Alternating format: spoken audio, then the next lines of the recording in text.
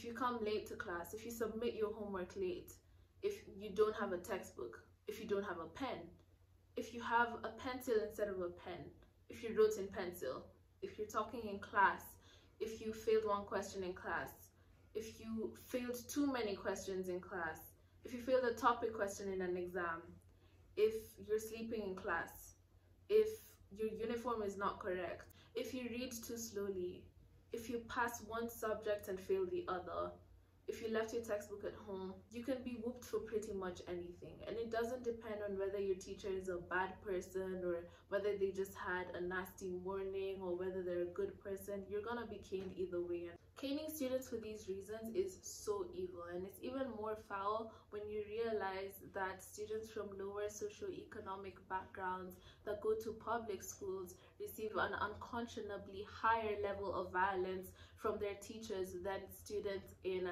private schools and higher socioeconomic backgrounds. It really convinces me that school corporal punishment is actually a classist issue, and that's why it is so neglected in our society.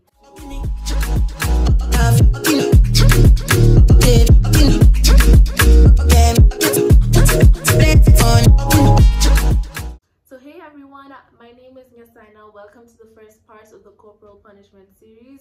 Today I will talk about how school corporal punishment was injected into Kenyan society. I will talk about how teachers cane students. I'll talk about how all the stakeholders in our community react to students being caned in schools. And the stakeholders include parents, the school management, the outside community, and the government. An important thing that you need to know is that school corporal punishment is the way our Kenyan society deliberately and unconsciously neglects the torture of students in schools. So the information that I'm going to discuss in this video essay does not apply to all schools in Kenya. There are some educational systems that do not condone the punishment of students in schools, such as the British system and like other foreign educational systems. Definition: school corporal punishment is the deliberate infliction of pain or physical discomfort and psychological humiliation as a response to undesired behavior by a student or group of students. The term corporal punishment derives from the Latin word for the body, which is corpus. In schools, it often involves striking the student directly across the buttocks or palms of their hands with a tool such as a rat and cane, wooden puddle, slipper, leather strap, or wooden yardstick. So the origin of corporal punishment in Africa.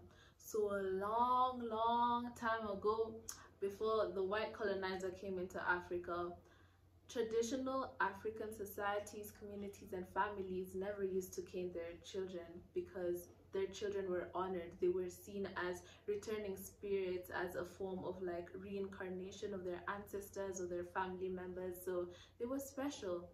And of course the parents used to like discipline their children, but dude, none of this give me the hanger, you know, none of this belt business was all up in their system. So in a scholarly article by Paul Ocobok titled "Spare the Rod and Spoil the Colony," colonial governments often relied on corporal punishment to broadcast their authority, often through military barracks, schools, courts, and penal institutions. They preferred to physically harm their workers rather than put them into prison. Corporal punishment was a key instrument of establishing racial hierarchy.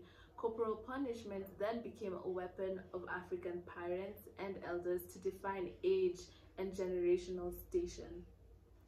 As you can see, caning was used as a method of establishing racial authority, and they started from caning their enslaved prisoners to actually caning prisoners. And then when the European teachers came into Africa, they would start caning the students, and the parents adopted it, and now here we are.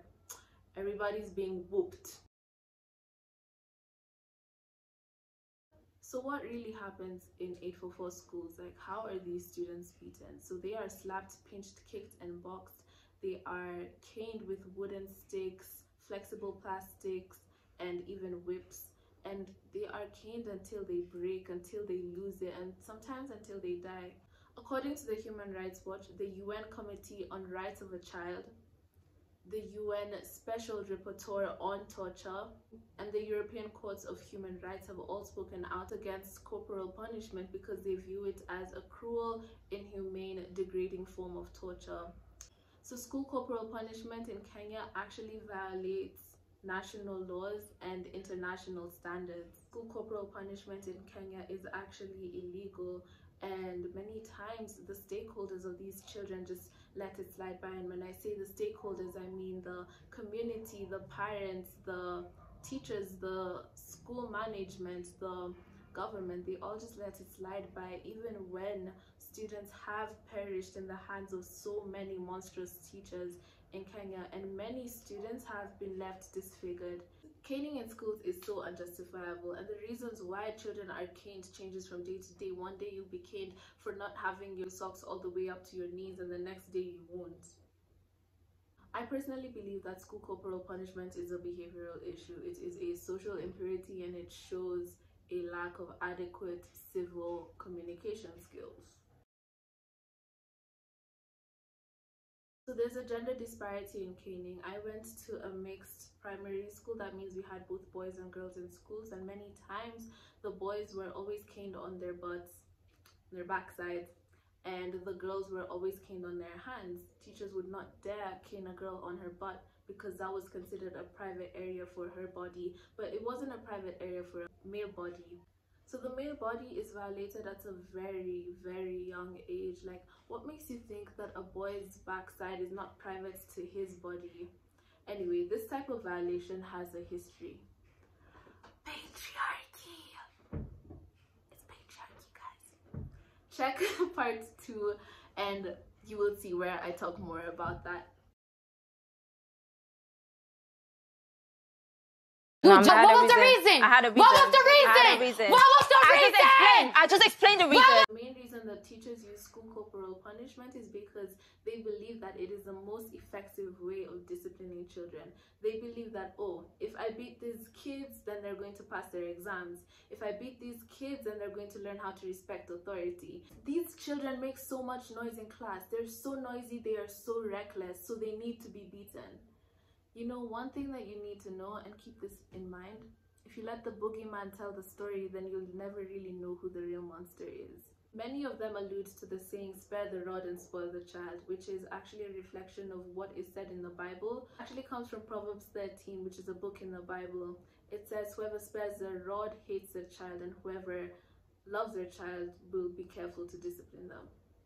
Okay. So the thing is, the Bible has a lot of implicit meanings and a lot of parables, and according to a psychologist named John Rosemond, he is the author of Parenting by the Book, he says that this interpretation is understandable but reflects a wrongful application of the principles of biblical interpretation.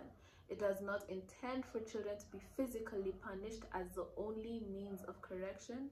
It's about positively influencing behavior in children and not about punishing them. So thanks to this misinterpretation, Kenyan teachers go ham. Kenyan 844 teachers go ham. And when I say ham, I mean that they do everything that violates human rights. They do everything that violates the rights of children, and they feel no remorse for it because they quote the Bible over and over again. They say, God said spare the rod and spoil the child, so I'm gonna whoop you up.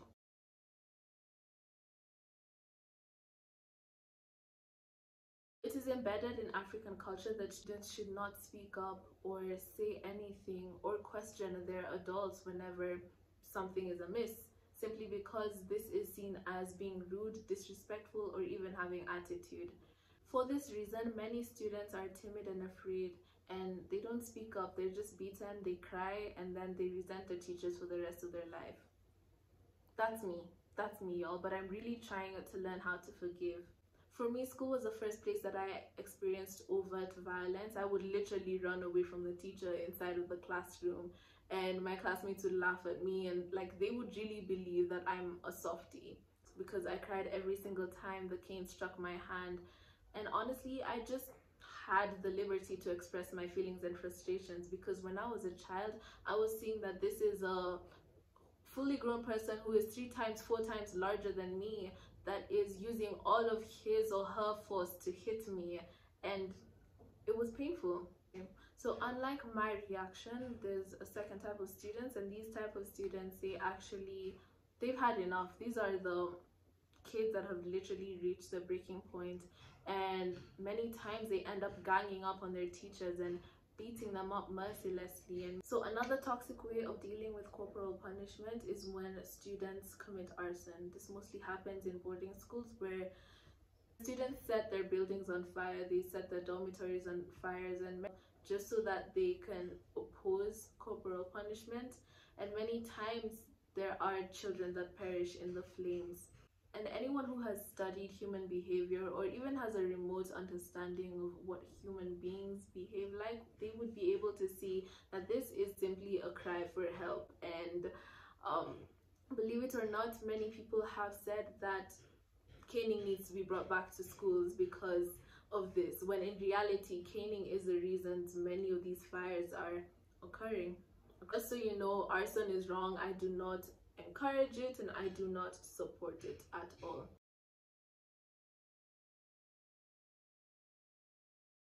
The rent, you know, the parents. So many students have parents or guardians that they can reach out and talk to about the situations that they face in school, specifically with corporal punishment. But there are 3 types of parents in this situation. You guys holding on? Hope you're holding on for this. So the first type of parent that we have is the unreachable parent. The second type of parent that we have is the parent that cares. And the third type of parent that we have is the problematic parent, the parent that is a part of the problem. And so for the unreachable parent, many times there is a very strained parent and child relationship. So parents just don't know about what's happening in their schools, or it's very difficult for a child to communicate with their parents, therefore the child just suffers alone. The type of parents is the parents that cares. Many times these parents do not condone punishment, like they do not let other people touch their kids or cane their kids or mistreat their children. So they stand up for their kids, they complain, and many times they just transfer their children. Because the third parent is the parent that is a part of the problem. Now, you cannot seek any protection from this parent, because a child is caned from school and they come running home and they just so happen to be so frustrated that they tell you, and many times the parents just pick up their belt and be like, yeah, why did you fail their exams? Bah! And they start beating you up again. That way the child has nowhere else to run for protection. It's just them and themselves. Yeah, so this parent believes in corporal punishment. Like, they stand by corporal punishment. Like, school corporal punishment and this parent are like literally best friends. They've crossed fingers like this. What does the school management do about all of this insensitivity that's happening on school grounds? So I'm going to be blatantly honest with you here, like I have been throughout the whole video. The admission board of directors, they don't care. They just want money and performance and status, and that's all that they want. Many times the board of directors, they're not really involved with what's happening to the children. They just want money, and they just want performance and status with how the school does in terms of like the national exams, and that's really all that matters to them.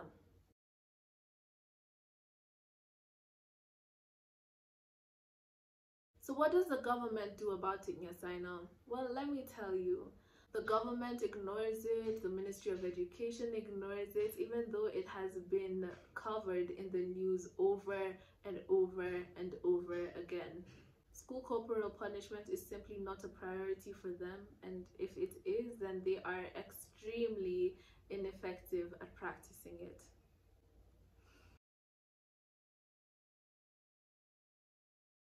Some people in our community have the audacity to say, hey, I was beaten by my parents, but look how I turned out. I'm completely okay. I did not die. Nothing bad happened to me. So school corporal punishment should be there. Like, are you hearing what you're saying? You said you were beaten by your parents because your parents are entirely responsible for your well-being. And just because you did not die doesn't mean that another kid didn't die in the hands of their parents when their parents caned them. Therefore, you condoning such behavior is just enticing and glamorizing brutality. In that case, teachers are not your caregivers. They're essentially just strangers who have this job that your parents are paying for or the government is paying for. And people in the African community believe in this mentality of spare the rod and spoil the child. They believe that children should be caned in order for them to be disciplined. So they do believe in school corporal punishment. And with this mentality, they are unconsciously giving teachers access to students' bodies. They are unconsciously giving these strangers access to these students' bodies, and many times these teachers are sexual predators and sadists. Just because they have this job doesn't mean that they are exempt from any human impurities.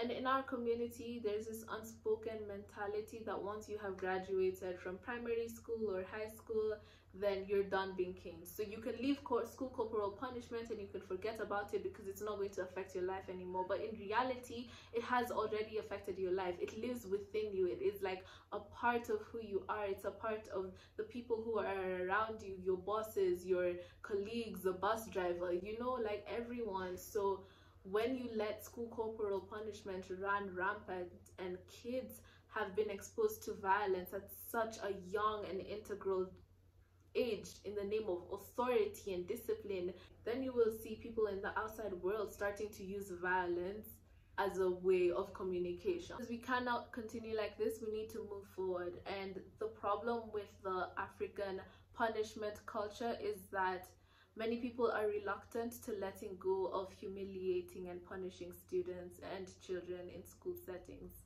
and at home too.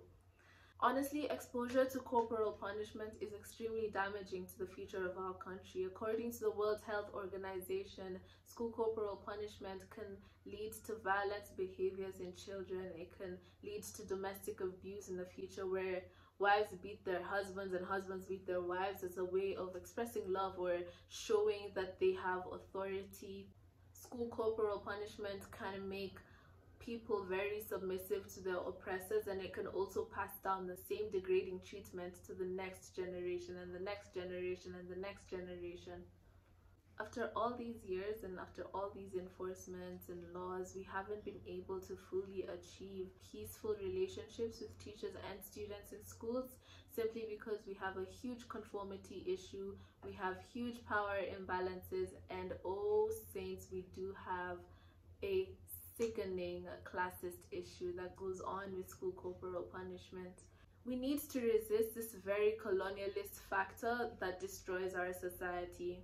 So today I talked about school corporal punishment. I talked about the definition of school corporal punishment, the history of school corporal punishment, how the stakeholders in our society react to school corporal punishment, and how some of them endorse school corporal punishment. So thank you all for getting to the end of this video. I have attached all the sources that I used for this video in the description box below, so feel free to go check them out, and please go check out part 2 for the 4 long-run consequences of school corporal punishment, and part 3 where I will talk about the solutions for school corporal punishment and also divide it according to all the stakeholders in our community.